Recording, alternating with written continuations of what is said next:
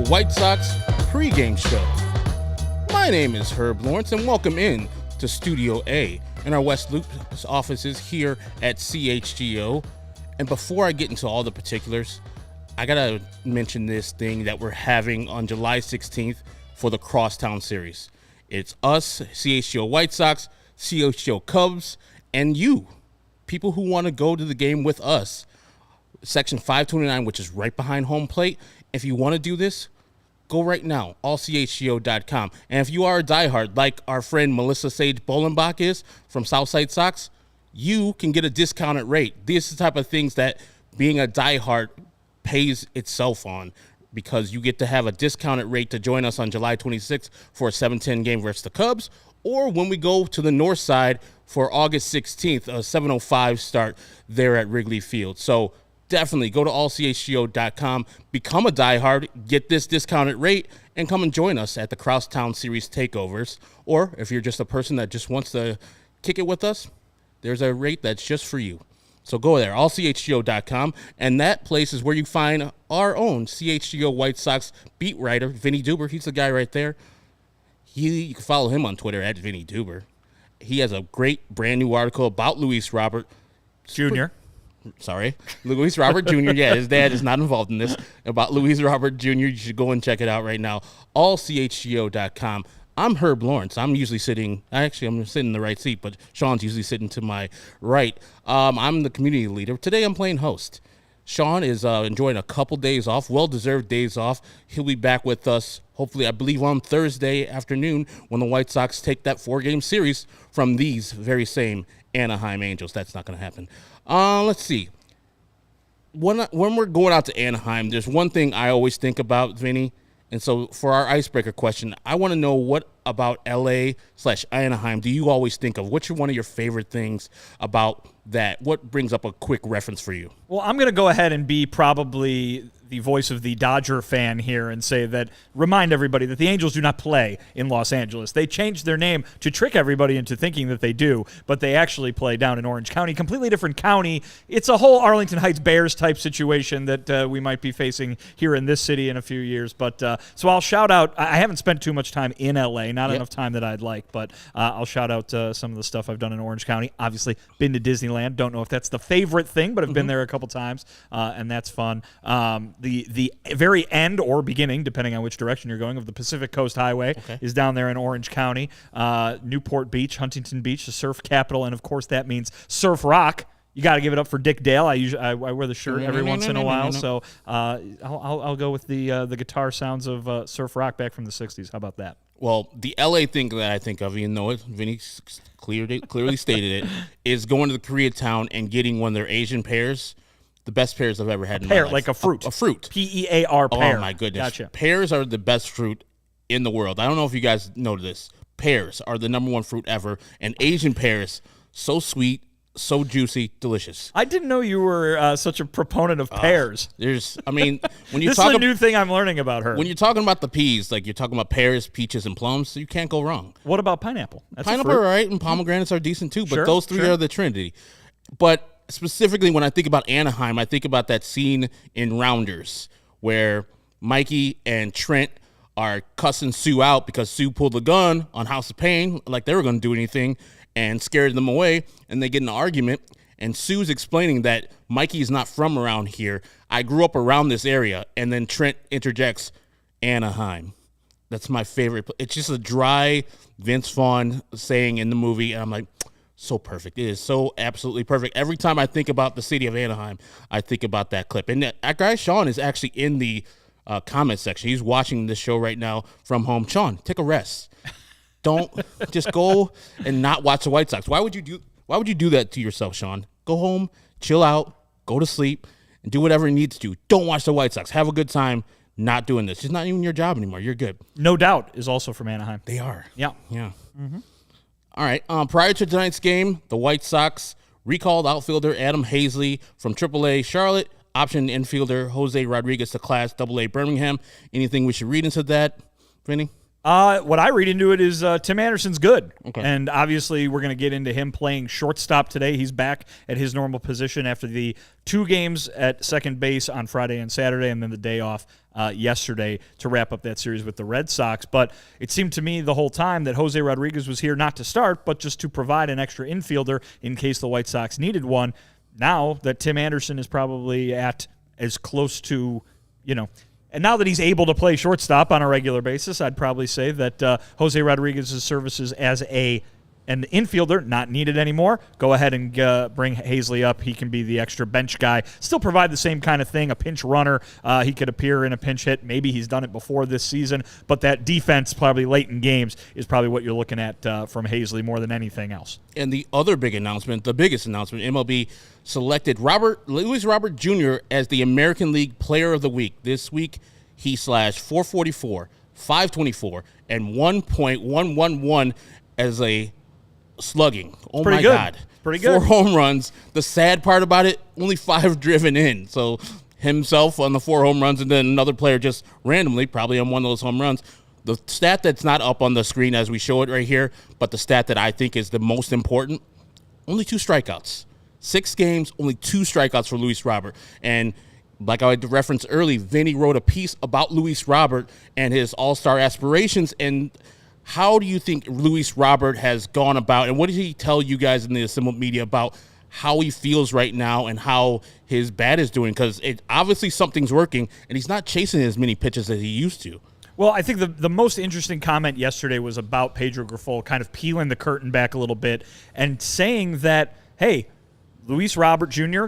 and all of these White Sox hitters, they've done this before. We talked last year about how pitchers are always want to hear the latest tip so they can tweak something a little bit, and they're always willing to hear new information, be it from the coaching staff, their teammates, anywhere, right?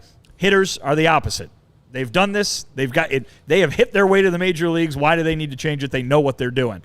And so Pedro Grifol said, take some time to buy in. He said it took maybe a little longer than he expected it to, or that anybody expected it to. But you got to remember, brand new manager, brand new coaching staff, and brand new ideas on how to turn these guys around offensively after what happened last year.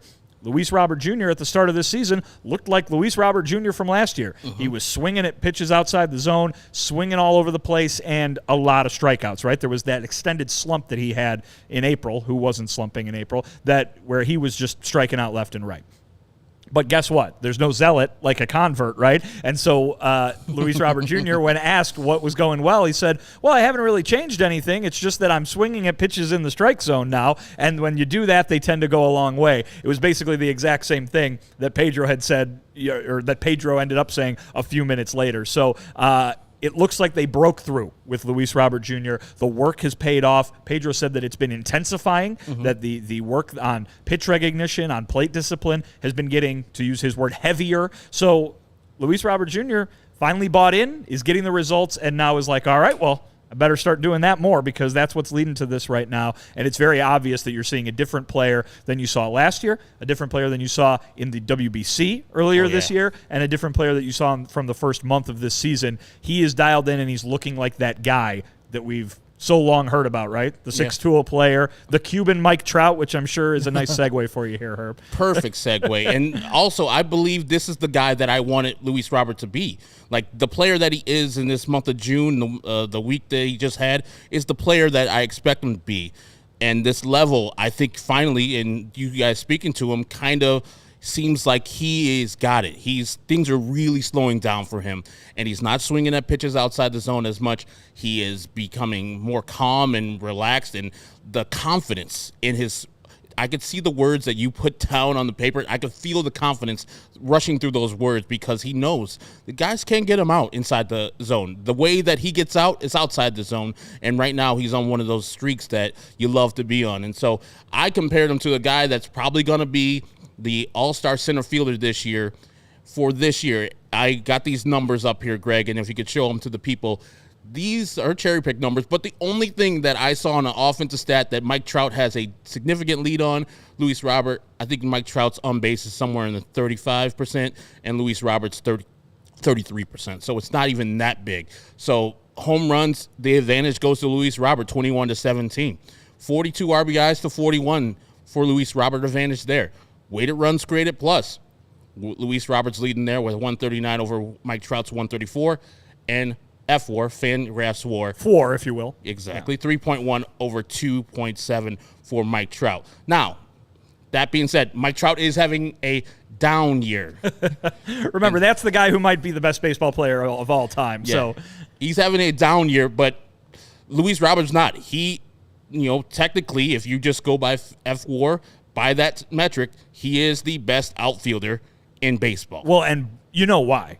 Because the defense, it's just off the charts good. I mean, again, talk about a guy looking like a different player than he was last year. He had various injuries, and of course the one was that vitamin deficiency from an infection that caused his vision to blur for a little bit. That's going to, impact how you're able to play center field. Well, Luis Robert Jr. looks like Luis Robert from his rookie season back in 2020. He is catching everything, and I think the words that we heard from the clubhouse yesterday were the exact words that come to mind when we think about it. Boy, he makes it look easy. And Pedro Grifol said, you take it for granted, and that he does too. The manager, the guy who's supposed to be, a little more tuned into this than we are, he takes it for granted too of how good Luis Robert Jr. is out there in center field. I mean, the range is just, it's something that you could not really compare to anybody you've ever seen before because he just catches everything. There are balls hit in the gap to the warning track that he's chasing down without even having to leave his feet, without even having to slide. He made some of those amazing leave your feet highlight reel type plays early in the season.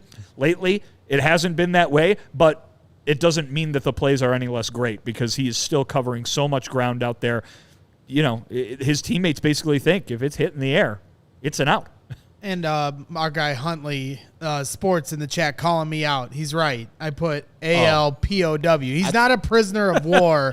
He's player of the week. Those are much different, Brax. You're right, Huntley. I messed up. No, that was me. I think I sent you that. Yeah, but specifically. it's a team effort here. But you got to at least, Huntley, you got to at least give me some credit because I made this graphic. I'm pretty proud of it. It looks good. It looks good. You did a great job. Thank you. And great pictures of I'm those fishing two for champions. compliments now that I messed up. Oh no, you're doing an awesome job. You did not mess up. It's just a oversight by us. Guys, there a war? And my guy Huntley Sports is helping us out. Guys, it's the 21st century.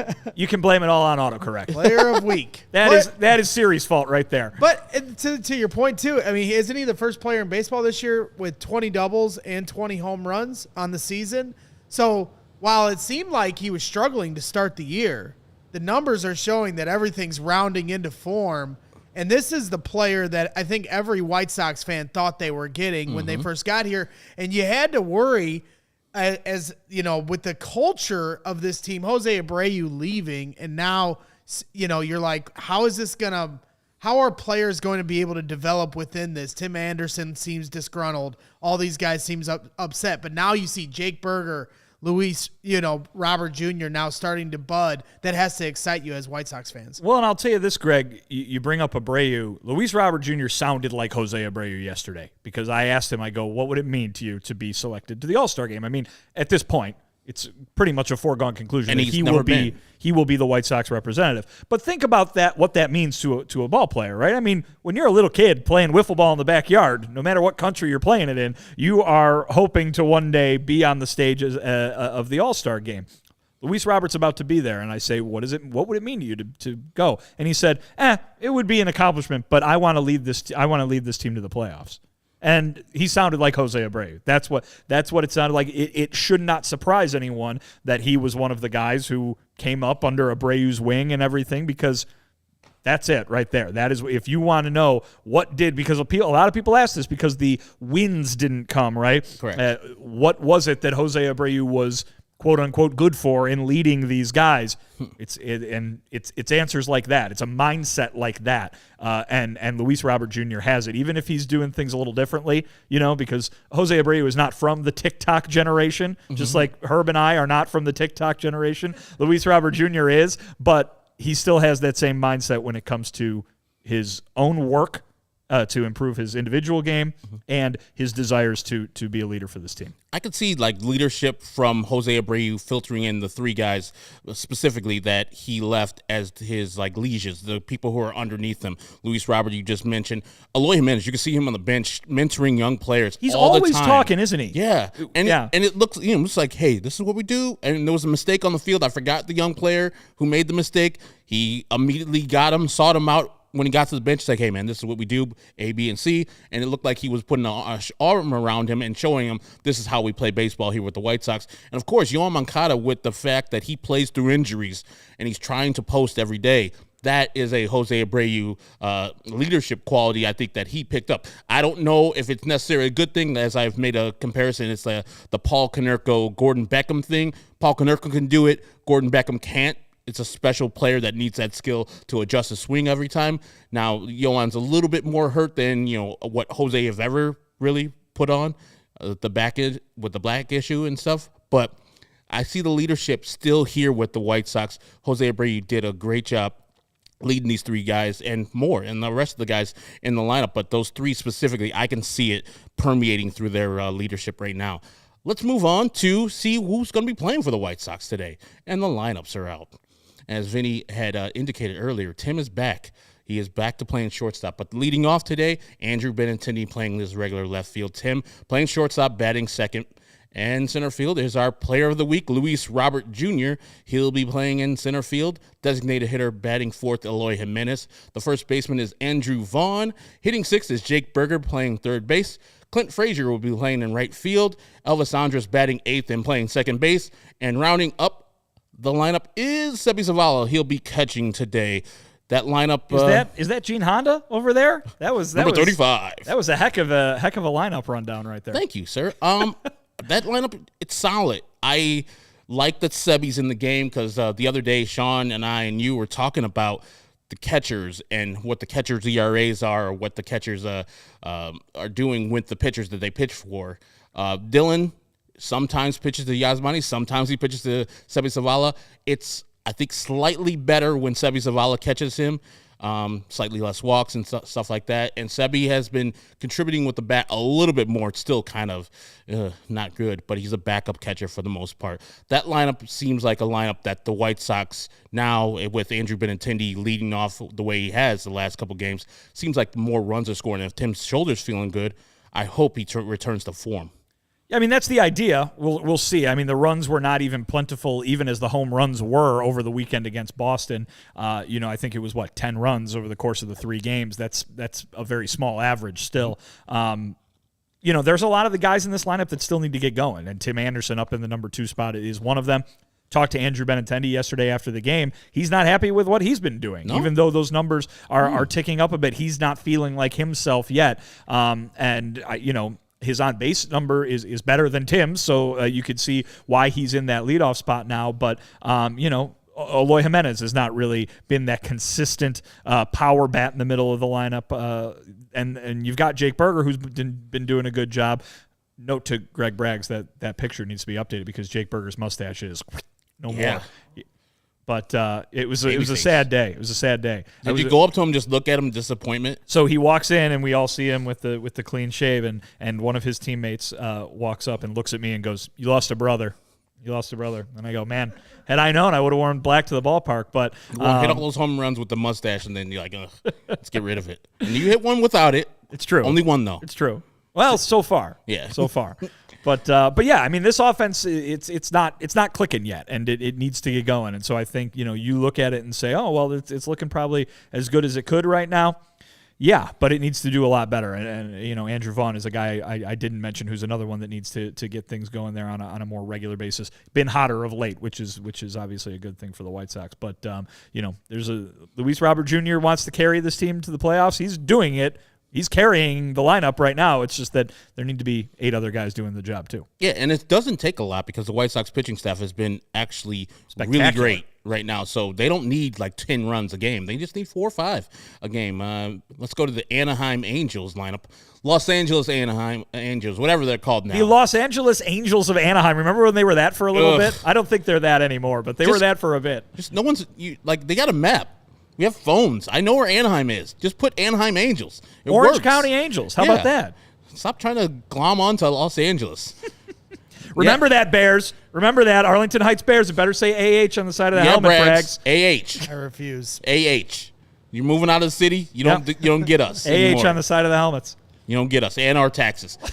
Batting first is Mickey Moniak, former Philly, right field.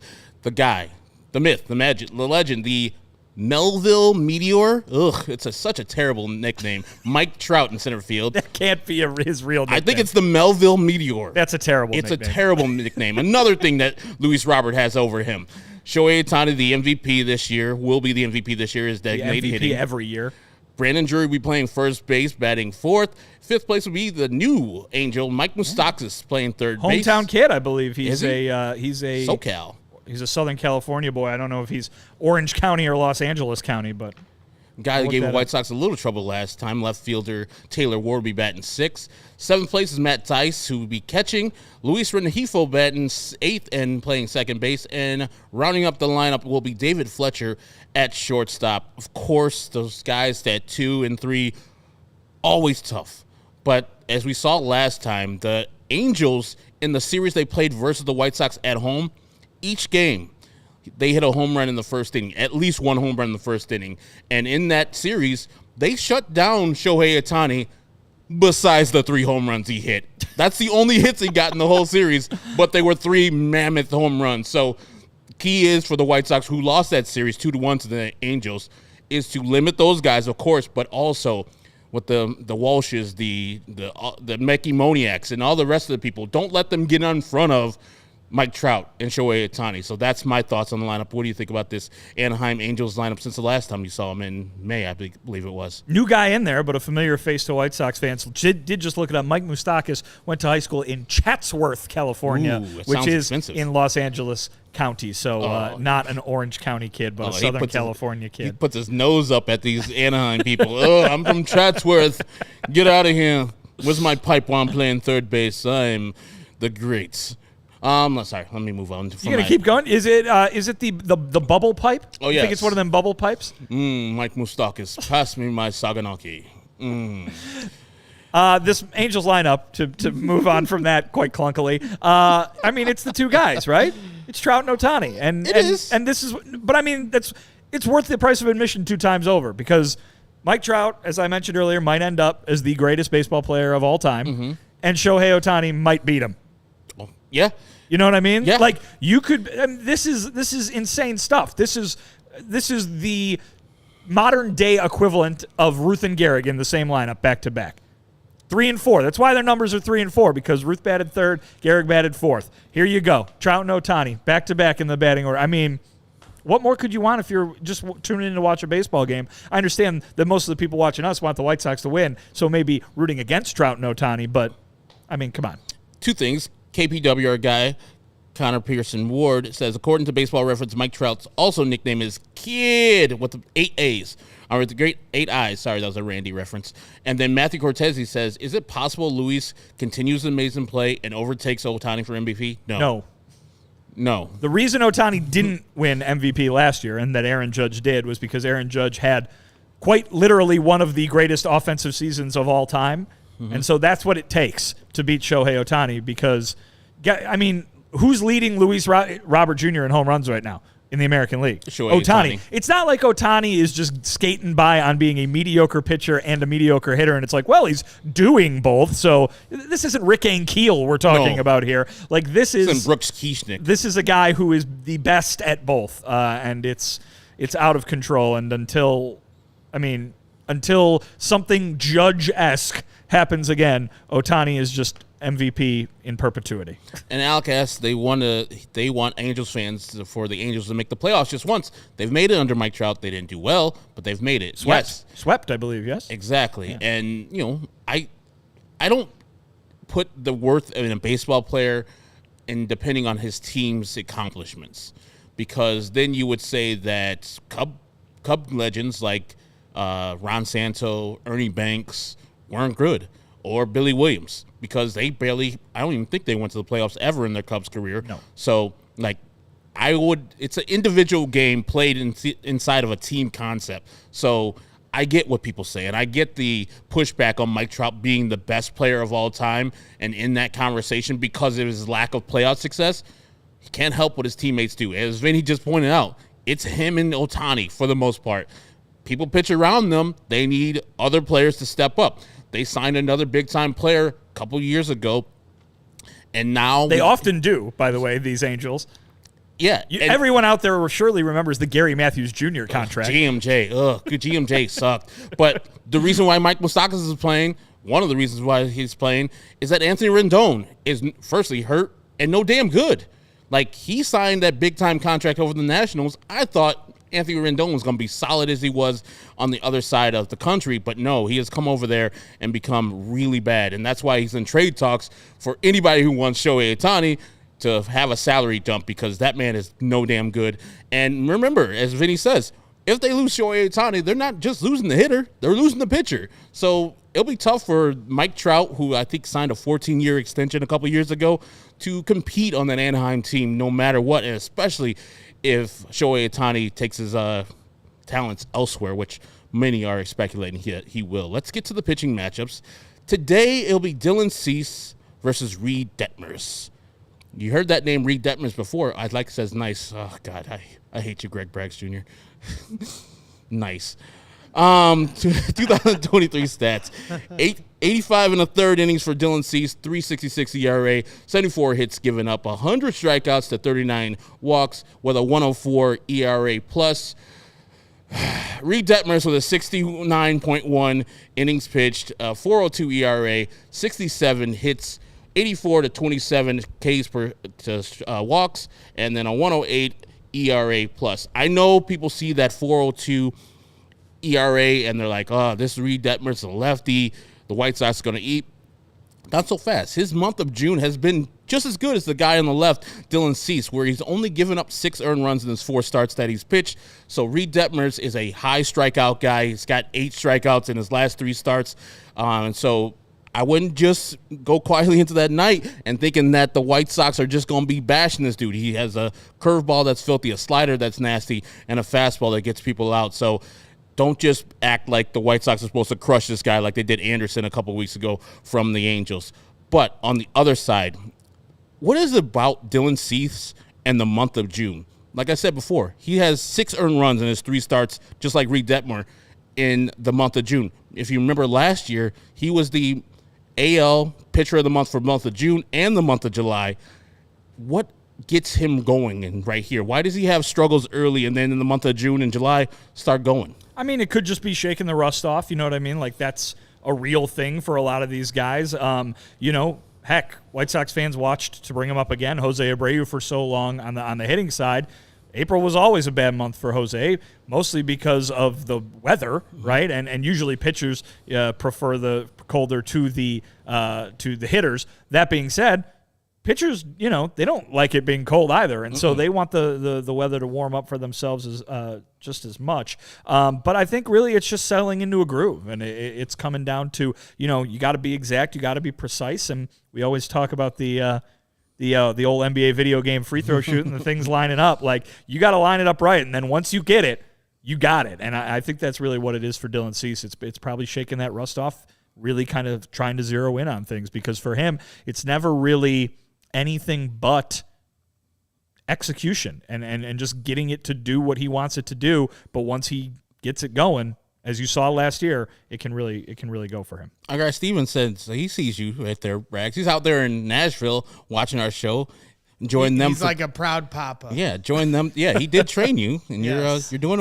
You're doing a good job, man. I didn't even know that it's their first time with us solo, right? Yeah. Wow, you're killing it. Scary. You're killing the game. Yeah. It's not that hard. You're good. I mean, it's hard. Your job is that hard, but we're not that hard. The ERA in April for Dylan Cease was 4.88. The ERA in May was 5.57. And you see on the screen right there, this month so far, 2.38. I don't know if you have eagle eyes. You can maybe see that. I tried to get everything in there. But he's improved this month of June. Last year, like I said, he was the pitcher of the month with a sub-1 ERA in the month of June. That's where he went on his long streak of giving up one or fewer earned runs each starts that he was pitching. He's just been filthy in these months of June. I expect the same after the game. I'm going to update that stat and see how good Dylan Cease did against these Anaheim Angels. So join us in the post-game show. I'm not ending the show right now, but I'm just telling you. Join us in the post-game show when I do inform you of what Dylan Cease does. First, let's get to our clicks of the pick. Sean is not here today, but he's still in the comments. He still gave us his click to pick today. And so let's go with you first, Vinny. What is your click to pick today, and what do you think the White Sox and the Angels are going to do today? Well, as much as Andrew Benintendi told me that he is not super happy with how things have gone for him so far, even as things have picked up, he's been kind of in the middle of everything lately, hasn't he? Yes. And I think that, that leadoff spot's a good spot for him, but really it's just him getting on base and being able to, make some moves on the base paths, be on base in front of a guy like Luis Robert Jr., or maybe even, drive in a run himself with just a base hit if someone's on in the later innings. So I think Benintendi continues to be in the middle of everything and racks up a couple of stats today. I'll say the White Sox win behind a good Dylan Cease pitching performance. I will say the final score is 4-2. And Sean chimes in and says, we've seen McClanahan dominate these Sox this year. Big, long boys are tough. Sox win still 4-3. Benny goes hitless. What? But he might walk 3 times, Sean. What the hell, Sean? He might be in the middle of everything by walking 3 times. Hey, just because you're home doesn't mean you don't have your Benny limit. Also drink. We'll put the clock on you. Come on, man. And I'm going to go with the man, the myth, the legend, the guy who's returning to shortstop, Tim Anderson. I can't leave this man alone. I know White Sox fans are mad at him. I know you think he's checked out on the team. I don't think so. I think the man is a complicated gentleman. He's having a terrible year on the field. You should get him on that. You should talk about him all you want about him playing poorly on the field. But I think it's time for a resurgence. Just like Lucas Giolito had a bad year last year, and now you see what he's done. He's turned it around. I think Tim Anderson can start his new season right now here in Anaheim and kill. I think the White Sox are going to win this game. It's going to be a low-scoring game because Cease and Detmers both deal. I'm going 3-2. White Sox win. So, Greg, you got anything for us? I know you're more of a Cubs guy. Well, yeah, Sean is all over me because in our pick to click, I didn't update date versus opponent. It's your first time. So he's all over me. And you know what's funny? A big matchup today between date and opponent. Yeah, it's a big matchup for date versus opponent. I need a date with correcting myself. But, I will say it was very quiet without Sean. I hope Sean's resting up, but it was so quiet I was able to focus, and yet I still messed up. So I don't really know. I'm trying. Hey, this is baseball. You only need to be successful 3 out of 10 times, Greg. It's physically impossible for me to not at least mess up 2 things. So all right, we got 20 likes so far. Let's pump that up to 25. We're in Anaheim. We got to pump it up a little bit more. Our guy Matthew Cortese says 5-0 Sox win. Of course, Dylan Cease throws a no-hitter. I know he says it every time. He's going to be right one of these days. But I can see that happening. I know those 2 guys we discussed are Ohtani? beasts. They strike out a lot. And guess what Dylan Cease does a lot? Strike people out. He does a lot of things where if he wanted to pitch to those guys, he could. Or if he says, hey, these guys behind us, Trout and Ohtani ain't going to do nothing. Get your ass to first. Let me work on the next guy. I can see Dylan Cease throwing a no-hitter. Maybe not tonight, but I wouldn't be surprised if he threw a no-hitter in his career. I think that's coming. That day is definitely coming because this stuff is too filthy not to throw a no-hitter. I mean, last year, what was it, versus the Minnesota Twins? 1 out away. Yeah. And then the best hitter in baseball currently, and probably last year, Luis Ariz, broke that up, of course. So join us after the White Sox win this game. We're all predicting a victory here. I don't know. Sean predicted a victory too. So join us after the game. Tell if we're wrong. Yell at us if we got something wrong, especially Greg Braggs. He'll be with us too. So bring your favorite No Doubt song as well. Yes. To honor the Sox being in Anaheim. Spiderwebs. That's the only thing I know, right? That's a good one. Yeah. Yeah. I love that one. I heard she wasn't such a great person though. She's still alive. I know she's still with us, but Gwen Stefani. I don't think she is a great person. So that kind of sours me. And also, she sang a song about breaking up with Tony. It's ridiculous. It's one of the hit songs too. Don't sleep. Ridiculous. Ska man.